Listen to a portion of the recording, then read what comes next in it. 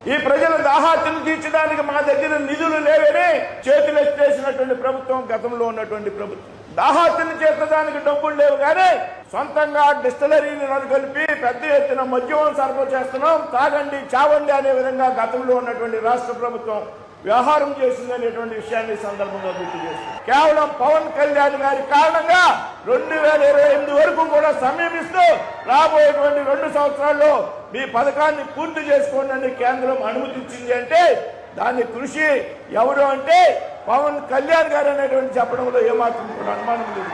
రాబోయేటువంటి రోజుల్లో చరిత్రలో ఎవరి గోదావరి జిల్లాల ప్రజల యొక్క దాహార్తిని తీర్చారు అంటే రాబోయేటువంటి తరం మీ పిల్లలు, మీ మనవలు, మునిమనవలు కూడా చెప్పుకునేటువంటి పేరు పవర్ స్టార్ పవన్ కళ్యాణ్ గారు అనేటువంటి విషయాన్ని.